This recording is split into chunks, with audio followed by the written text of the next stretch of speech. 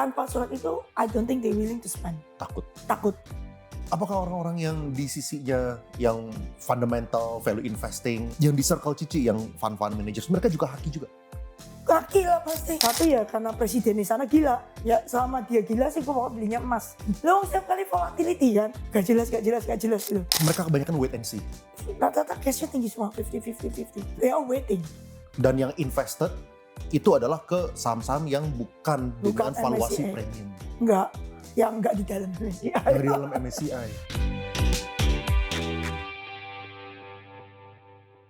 Oke, hari ini kita ngobrol lagi sama Ci Choai. Udah lama, Ci. Gue lagi. Kita udah lama nggak ngobrol juga, udah 6 bulan lah Iya, kira-kira.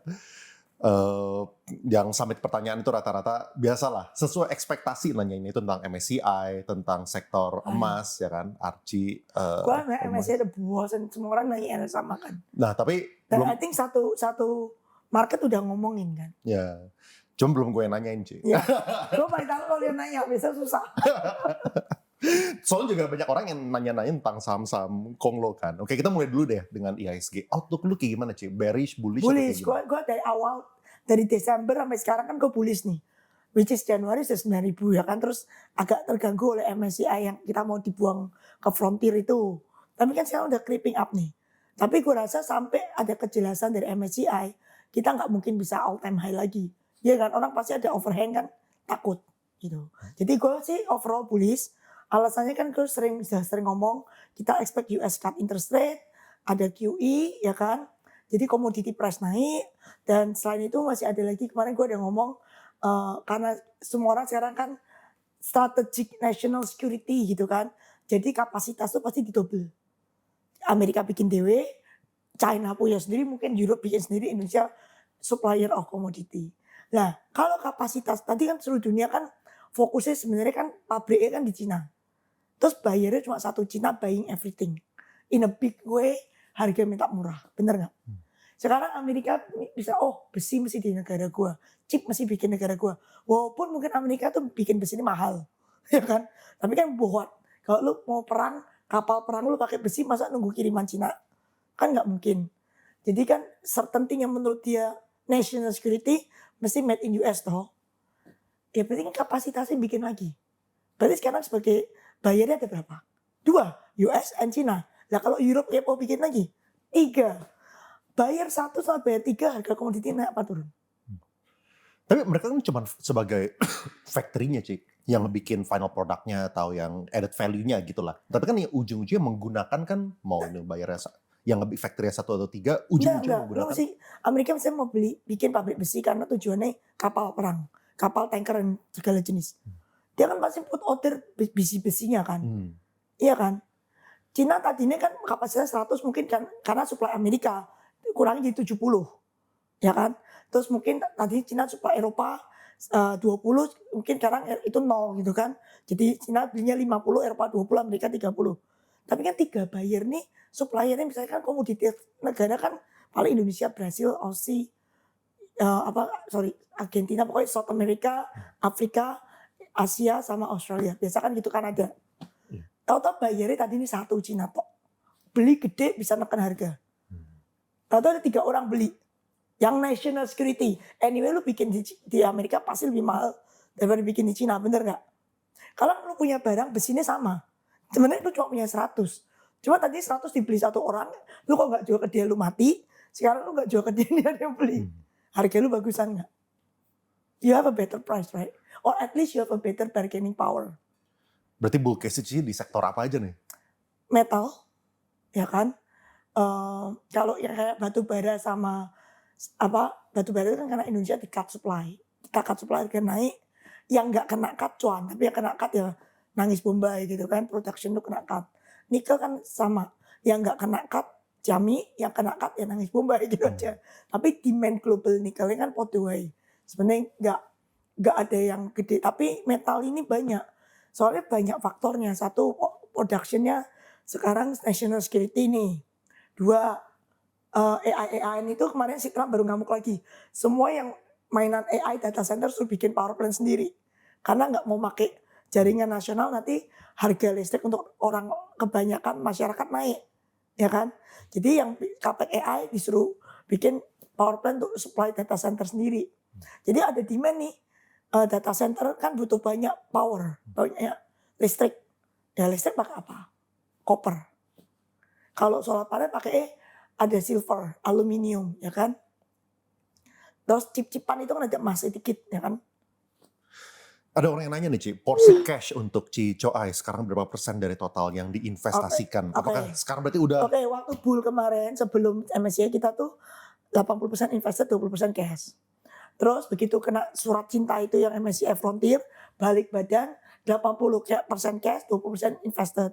Now kita 50-50. Kira-kira segitu. berarti waktu dapat surat cinta dari MSCI Balik itu badan haki. langsung Haki semua. semua. Haki semua. Karena udah tahu lah, pokoknya haki dulu, selamatin modal kan. Peduli amat itu cuan apa enggak, yang penting pegang cash dulu. Soalnya kan kayak COVID dulu, waktu COVID kita begitu case 1, kita haki semua. Pokoknya keep dulu cashnya. Nah kalau misalnya, kan pasti kan kalau misalnya sebelum surat cinta itu favoritnya orang-orang itu kan masuk di saham-saham yang dengan valuasi Narasi, premium lah. ya. Yang saham-saham premium yang apalagi banyak orang berpotensi masuk MSCI yang bilang kayak Benar. gitu. Nah sekarang 50% ini ada nggak di saham-saham tersebut? 5% ini kita kebanyakan emas sama metal ya sekarang ya. Yang kita kan waktu itu kan haki-haki letting out. Tapi kan commodity is commodity, right? So we picking up at the bottom. Oh, Cici rotasi ke metal gitu. Dari dulu sudah ada, cuman kan waktu itu kan takut MSCI terus kita kan haki dulu pokoknya selamatin dulu. Ya kan, terus udah agak tenang yang basic, langsung kan gerak cepat tuh. Yang apa, mengundurkan diri terus ada tim ketemu gitu kan. Terus marketnya kan pelan-pelan mulai ada announcement buyback. Ya kita juga buyback. Nah, Cici dari 50% ini tunggu apa untuk Cici tuh MSCI. all in lagi atau naik sampai 80%? MSCI. Nah, gue soalnya gini, gue yakin Indonesia nggak ke frontier. Yakin 90% lah, 10% kalau kita blunder, misalnya data dikasih sampah gitu kan. Tapi 90% itu gue yakin kita nggak frontier, jadi we stay in EM. Cuman gue takutnya kena downweight. Misalnya, kayak kita buka nih, 1% dibuka semua. Terus menurut MSCI, wah PT ini kayaknya affiliate gitu kan. Keluarin cing dari free float. Kalau dikurangi dari free float kan free float lu mengecil. Berarti kan weighting lu mengecil. Pasti kan kena downweight. 1,3% kita mungkin jadi 1,1, 0,8, 1, I don't know. Ya mendingan tunggu kan. Tunggu sampai data yang dibuka tuh kayak apa. Terus dia tuh anggap kita berapa persen yang actual free float and what they do gitu, ngerti gak? Kalau kena downweight kan pasti ada outflow kan. Ya kan yang mending kita tunggu kan. Daripada kita haki lagi. iya. Ya, argumen, iya, bener. Kan ada dua pertanyaan nih, Ci. Misalnya yang pertama ya, kan emang ada possibility kalau misalnya itu dibuka, nanti dia bisa ngurangin bobotnya kita. Tapi kan kalau misalnya Cici main di saham-saham yang di luar dari saham-saham yang sekarang udah di dalam MSCI, apakah tetap ada resiko outflow? Sentimen lah. Sebenarnya kayak outflow tuh, gue udah ngomong juga di podcast yang lain. Kan government kan bilang insurance, BPJS semua naik 20%. Sebenarnya kalau pas MSCI kena kita downweight gitu kan pasti outflow ditampung sama mereka itu aman. Cukup uang. Ya kan? Cuma kan untuk nampung ini satu, mungkin mereka perlu surat yang kalau kerugian investasi itu bukan kerugian negara. Itu nggak tahu kapan keluar. Dua, nyalinya mereka benar-benar spend sampai 20% itu ada nggak? Ya mereka takut kan pasti kan baju oranye kan. Ya kalau ada surat itu keluar sama mereka udah isi dapen BPJS insurance ini PT untuk spend 20% of the AUM ke market ya aman. Tapi kalau nggak aman kan pasti ada begini dulu. Karena yang di MSCI kan big cap. Jadi kalau kena downweight kan pasti indeksnya keseret. Pasti gini itu kan sentimen. Mending nunggulah. Kalau misalnya teman-teman Cici kayak gimana Ci di sekitar sini nih, di sekitar SCBD gitu maksudnya. Ya kita pengen tahu. Nunggu. Mereka kebanyakan wait and see. Rata-rata cashnya tinggi semua 50. 50, 60. They are waiting. Dan yang invested itu adalah ke saham-saham yang bukan dengan valuasi MSCI. premium gitu. Enggak, yang enggak di dalam MSCI. Yang di dalam MSCI. Jadi saham-sahamnya boleh terserah, ya metal, emas gitu kan. Kan enggak ada, itu kan enggak ada di MSCI. Ya kan terserah sahamnya. Tapi sini kan ada 50% cash jagain. Ya. Ada argumen seberangnya kayak gini Ci. Argumen seberangnya itu adalah Oke, kalau misalnya kita nunggu sampai ada kepastian, mungkin itu kita lebih secure lah, lebih aman, lebih bukan Telat nebak-nebak tapi kan, gitu kan. Tapi kan harga udah tinggi duluan kalau misalnya kita nunggu. makanya kita ada 50% invested kan. Hmm. 50-50 kita kan barbel aja. Kalaupun ternyata oke kan kita udah ada barang 50%, tinggal kerja aja. Toh kita nggak pernah 100% invested kok. Kita selalu ada cash kan. Jadi kan paling ini antara 50 ke sini paling kita tinggal spend another 30%, keep 20% cash. Iya, iya. Ya kan? Tapi kan kita udah jebur 50%. Jadi kalaupun naik, we have barang. Ya ini tinggal kejar aja. Iya, iya, iya. Ya kan? Tapi kalau turun pun yang dibuang kan kita nggak pernah nol juga. Ya kan? Waktu itu 80% cash berarti ada 20% there. Iya, iya, iya. Ya berarti buang plus minus tambah 3% kurang 3 tambah 30% kurang 30% ya nggak? Tapi dengan perkembangan yang terbaru Cici kan pasti ngikutin kan kayak setiap minggu atau setiap sekian mereka ada update gitu. Terakhir update-nya cuma bilang MSCI menerima proposal kita. Tapi kan gue nggak tahu kita kena downweight berapa kan nggak tahu. Makanya gue pede kita nggak ke frontier. Tapi kita downweight berapa kita nggak tahu. Ada potensi ini nggak sih Cik? Ya kan namanya berusaha cari optimisme di mana gitu. Potensi kita malah naik justru. Upweight nggak mungkin. Downweight tapi berapa persen. Tapi downweight is fine. Jadi kayak lu selesai udah ya nggak ada lagi. Jadi udah nggak ada risk lagi kan. At least overhangnya udah selesai gitu loh. Ya nggak tahu risk yang di depan apa. Tapi at least this part of risk. Begitu lu ada announcementnya lu kena turun ya sudah. Business as usual ya nggak. Daripada ada diancam-ancam kan lu deg-degan terus. Get it done gitu. Iya. Ini ada orang yang nanya Cik, jika free float baru diterapkan, apakah harga saham akan susah naik dengan cepat? Kan dia nggak langsung, dia bilang over the time. Sebenarnya dalam MSCI itu yang nggak 15% kan 2 atau 3 biji doang, nggak banyak yang di dalam MSCI ya. Dan I don't think MSCI kita ada 800 company, emang 800 sama MSCI nggak mungkin lah. Paling top 100 yang mereka care, top 100 itu including small cap. Di luar itu mereka don't care. Kita buka pun buat mereka nggak dilihat. Dan kita kan yang penting kan show that oke lah di increase free float gitu kan. Certain item nambahnya kan tinggal dikit. Paling placement kemarin udah ada beberapa placement kok.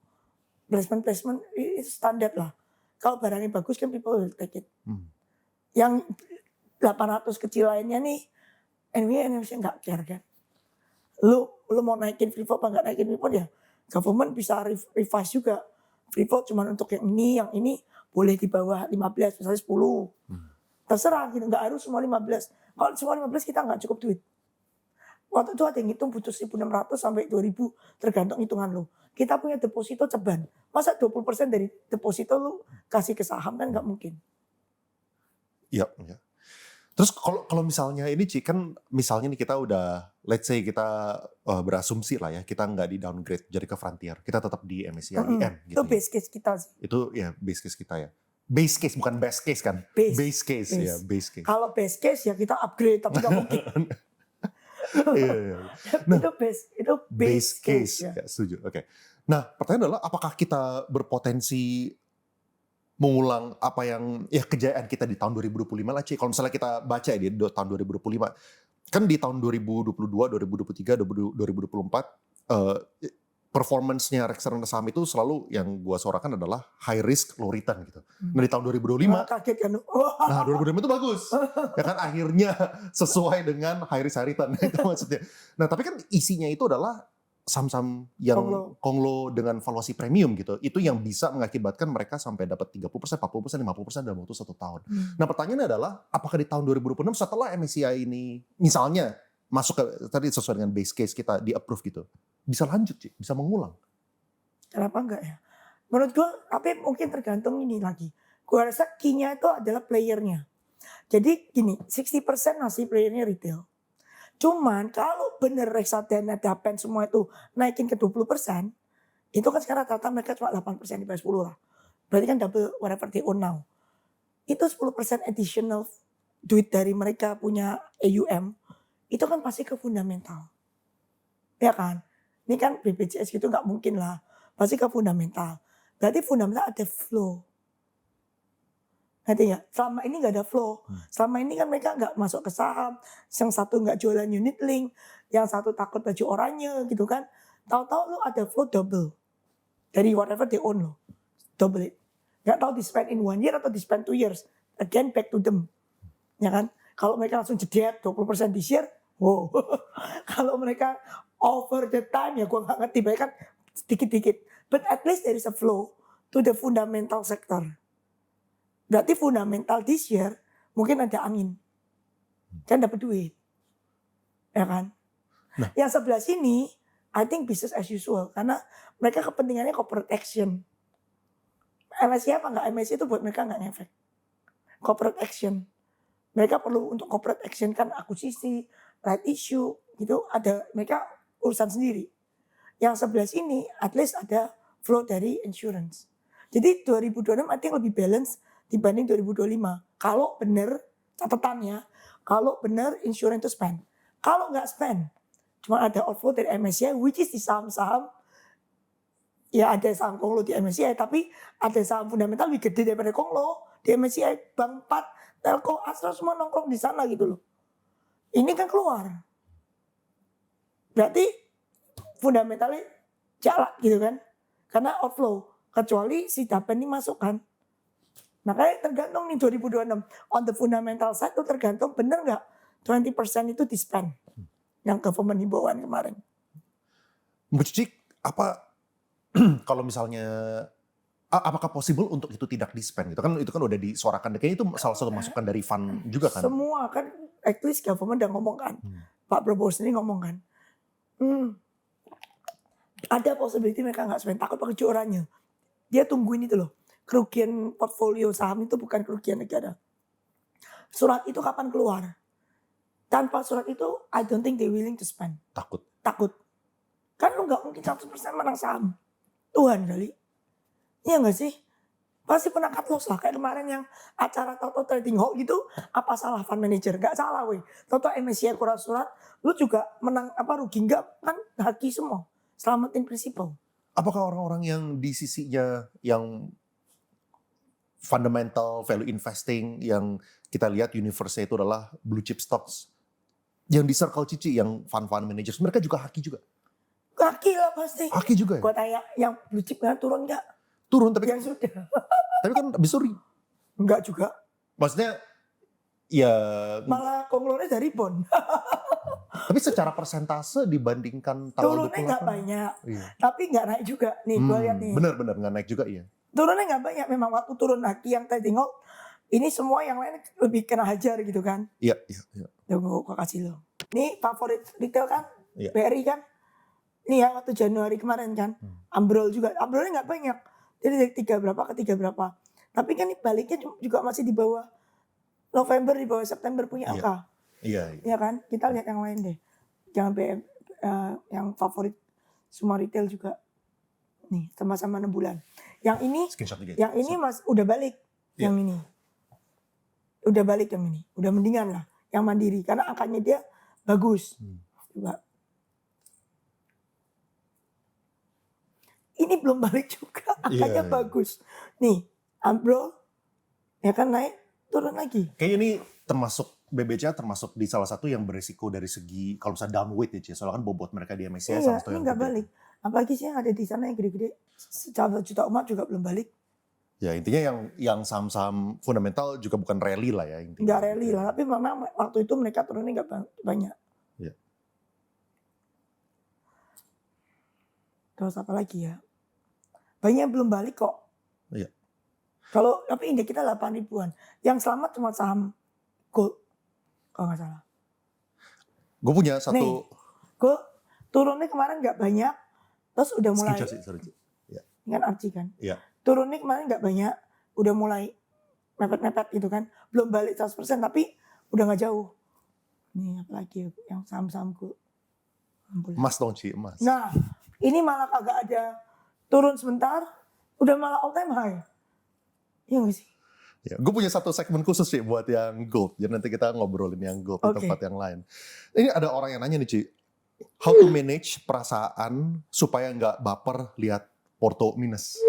Maksudnya kayak gini, soalnya kan kalau misalnya orang itu investasi atau trading buat sendiri, mungkin mereka pun juga ada emosinya lah pasti kalau misalnya mereka ngelihat trading halt sampai 2 kali gitu kan. Pasti ada takutnya kalau trading sendiri gitu kan. Nah apalagi sih kan Indonesia kan fun gitu kan. Kan Pasti kan, sering, tahun lalu juga ada trading halt. jadi sih perasaannya kayak gimana? Biasa aja. Biasa aja. Oh, saat itu Ci, di hari itu loh. Gue kalau misalnya sekarang mungkin udah. Nah, hidup gue udah lihat trading halt berkali-kali. Gak usah jujur, tahun lalu baru trading halt. Bulannya April yang Trump keluarin Iya tarif. tahu. Itu sekarang trading halt ya biasa aja. Oh, trading halt. Oke. Anak-anak kantor gimana atmosfer di Biasa, sini? better than last year. Last year tuh banyak NUP yang belum lihat trading halt. Tahun ini cuma, trading halt, oke. Udah biasa aja, cuma beberapa hari aja. Paling cuma ya cuan kita hilang. Kan tadinya cuannya gila-gilaan. Jadi agak gila doang gitu kan, nggak jadi gila-gilaan. Maksudnya tetap cuan, cuman dari mungkin Iya. tadinya berapa X gitu tinggal berapa persen. Iya. Apa mungkin posisi Indo ditukar sama Vietnam by Enggak, MSCI Vietnam akhir-akhir mungkin ini? naik, ya kan? Indo stay. Korea mungkin yang ke develop market kan. Iya. Nih ada yang minta ini Ci, update secara makro, update kondisi geopolitik dan berbagai uncertainty-nya Ci. Kayak Aduh. belakangan ini apa yang paling impactful yang dilakukan di luar sana terhadap Trump Indo? lah. Loh aja kita baru tanda tangan tarif. Nah terus gimana Ci? Besoknya langsung di revoke sama MA gitu kan. MA-nya US. Ya, Trump, Implikasinya apa kalau itu gue gak mudeng. Gue sampai tanya-tanya. Ini jadi yang kita tantangan nih jadinya Berlaku piye nggak, gitu. Kok tahu-tahu kan di revoke. Habis itu Trumpnya ngomong ya 10%. Satu hari kemudian jadi 15%. So actually ya gue lagi tanya-tanya orang yang perdagangan ini. Si Doni itu tarif itu berapa? Gue udah gak cannot keep track man. We are getting 19. And then saat ini di revoke. And then Trump teriak 10 and 15. How you keep track? Lo juga mau ngasih harga juga bingung. Ini pas mendarat nih kapal lo lagi jalan nih. Mendarat nih tarif berapa? Kan kesini ke Amerika paling nggak 2 minggu 3 minggu punya kapal. Kalau shipment by kapal. Belum nyampe udah ganti-ganti. Ya kan? Jadi gue juga nggak tahu, gue lagi nunggu nih kejelasan. Si Trump aja nggak jelas. Tapi bukan itu bakal pasti better no matter what. Dari 19 jadi 10 atau 15 gitu misalnya. Kita dari, maksudnya gini lah. Lu kalau lihat perjanjian itu kan jelas-jelas kita gak better off kan. Better off compare negara lain mungkin. Yang dapat tarif lebih tinggi. Tapi kita disuruh beli ini, beli itu, beli ini, beli itu. Terus barang dia gak kena pajak gitu kan. Kita gak tahu nih, ini barusan gue baca koran. Katanya baju bekas Amerika masuk Indonesia gak kena pajak. Semua orang tekstil lagi teriak-teriak gak mau. Ya gak tahu perjanjian itu termasuk baju bekas apa enggak gitu kan. Kalau termasuk baju bekas ya matilah kita. Terus yang paling jahat itu nanti apa? Paha ayam. Sayap, paha. Di Amerika kan gak gitu laku. Duck meat. Itu kalau diekspor ke Indonesia, semua yang di sini mati woy. Wong sana gak ada harga nih. Kalau misalnya yang paling impacted kalau gitu tergantung dari nanti eksekusi kayak gimana. Belum bisa kelihatan Iya, sekarang belum gitu tahu. maksudnya. Dan sebuah tantangan terus each country have certain days to implement kan. Ya let's see. Makanya banyak banget uncertainty. Satu ya karena presiden di sana gila. Ya selama dia gila sih gue mau belinya emas. Lo setiap kali volatility kan. Gak jelas gitu. Ya lo mau hedge gimana ya beli emas aja. Oke, kalau misalnya kita ngomongin emas ya Ci, kan emas itu naiknya 50% dalam waktu 6 bulan terakhir. Dan yang katanya gold 2.0, Bitcoin malah turun 50% dalam 6 bulan Itu terakhir. semuanya flow kan. Gue jujur nggak berani komen banyak di kripto karena pengetahuan gue di kripto pretty much cendek. Waktu itu kan gue juga beli punya Bitcoin. Quite happy karena sempat 120.000.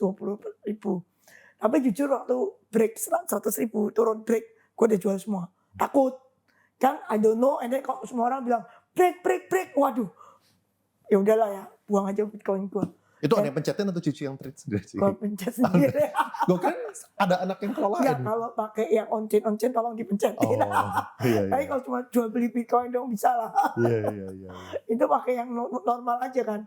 Gak usah pakai future, gak usah pakai apa-apa. Terus Cici prefernya beli saham emas atau emas batangan? Oke, on porto ya pasti harus emas. Tapi I collect emas batangan. Emas batangan buat gue buat tabungan. Gue gak mau trading ya. Karena kalau trading kan yes benar transaction cost quite high. Ya kan ada jual beli kan beda harganya. Marginnya tinggi. Kalau gue memang buat disimpan nanti paling kasih anak. Iya. Menurut Cico Ai yang potensi masuk GDX, Archie atau emas? Dua-dua masuk. Cuma emas harusnya dapat flow lebih gede. Kenapa? Mungkin market cap ya. Pokoknya kemarin ada yang bikin forecast, si emas tuh dapat flow lebih gede timbang RG. RG 1T kalau nggak salah. Emasnya di atas itu. Tapi harus nunggu sampai ada revenue dari emasnya gitu ya?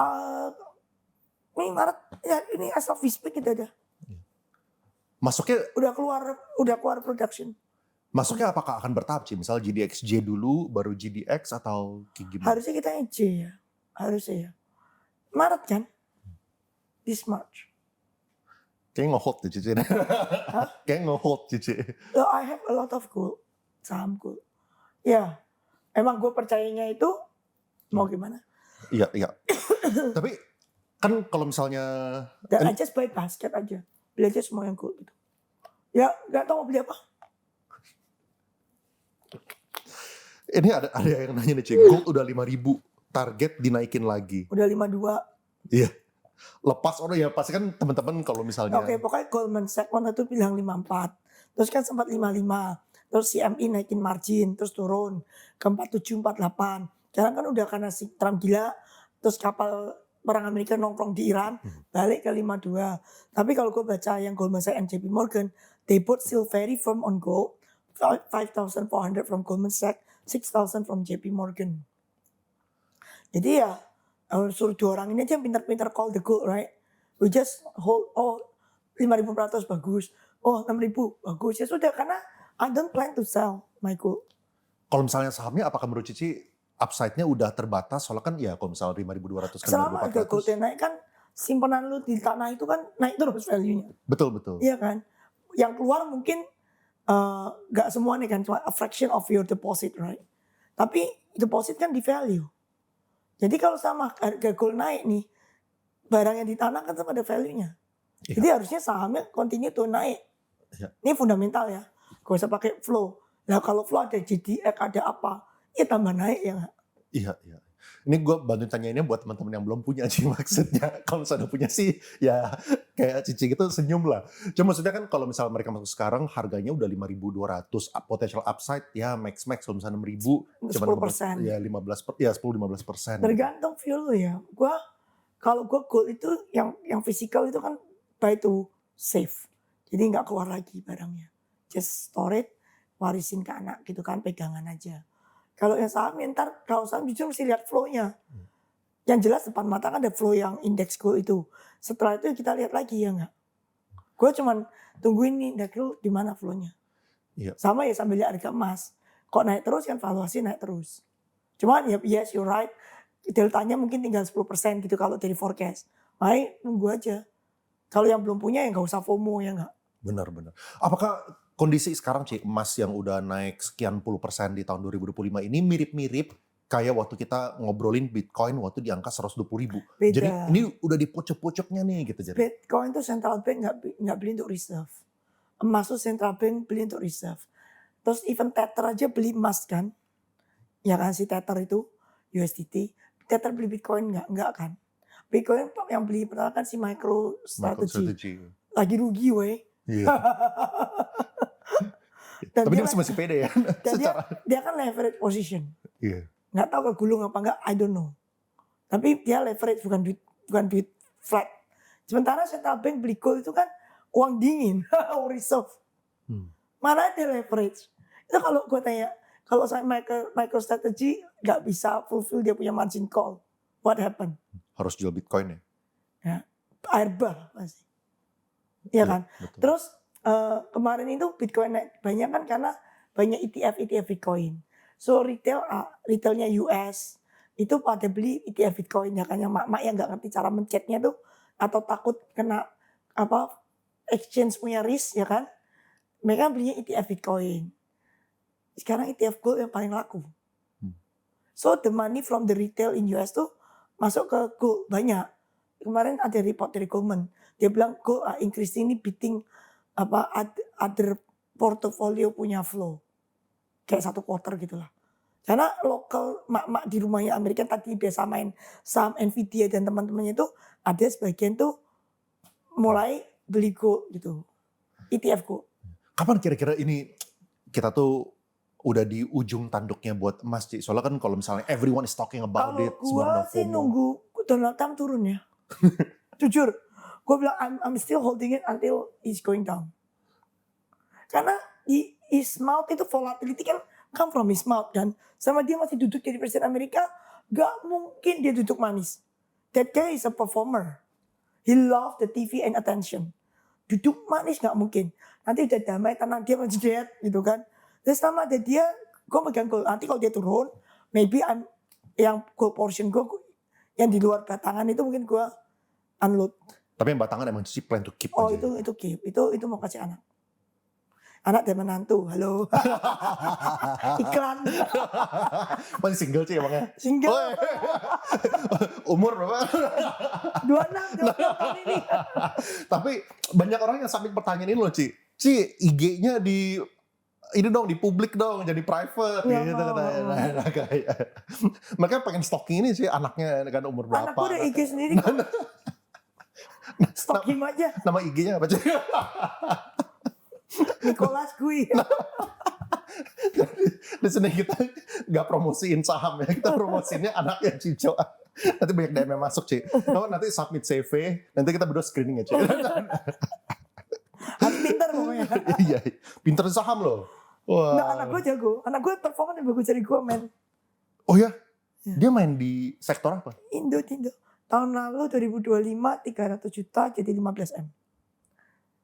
Ini kita lagi terpuruk. Ini kan yang kena trading halt. Dia sudah all time high lagi. Dia 20 M kali. Jadi dia lebih jauh dari gue. Gue bilang ya sudah. Lu sekolah pulang lu raise fund sendiri. Under Jarvis gak apa. Tapi lu fund manajernya. Ambil WMI dulu. Udah itu masa depan cerah ya kan? Mas Batangan juga menunggu. Iklan banget lu. Cuma mesti tinggal bareng gue loh. Langsung ARB. Loh, gak apa-apa. Lu tinggal pilih. Mau di Senopati? Udah mana? Tapi banyak cewek gak mau tinggal serumah kan. Oh iya. Tapi kalau misalnya di Senopati mau, Ci. Ini Ci ada yang nanya nih, Ci. Rahasia punya banyak tanah dan gold. Apa, Ci? Waduh, kalau punya banyak tanah tanya suami gue. Yang main tanah kan dia. Maksudnya dia suka lah, dia suka traditional bisnisnya kayak kos-kosan gitu loh. Itu jujur gue tuh cuma milih area doang, dia bayar. Has nothing to do with me. Jadi itu mainannya dia. Kalau gue ya karena gue kumpulin aja, beli dapat duit bulanan nih. Ya gue beliin aja. Bukan duit gue juga sih. Ya, pokoknya yang duit biasanya aku di luar sana, gue nggak tahu Cicoy gimana. Kalau misalnya di luar sana kan yang istri menghasilkan punya dia, yang Ya. suami hasilkan bagi dua. Benar, gue juga gitu. Istri Jujur maksudnya, lagi. istri maksudnya punya gua kan, yang suami punya. Tapi kan gue beliin ku. Iya. Untuk masa depan keluarga juga. Gitu kan. Pergerakan saham bumi ke depannya setelah barang Chengdong habis. Bumi itu sebenarnya kan bisa dibilang free float paling gede. Shareholder 500 ribu, hampir 400 ribu berapa. Ya kan, is a real free float. Oktober berbeli.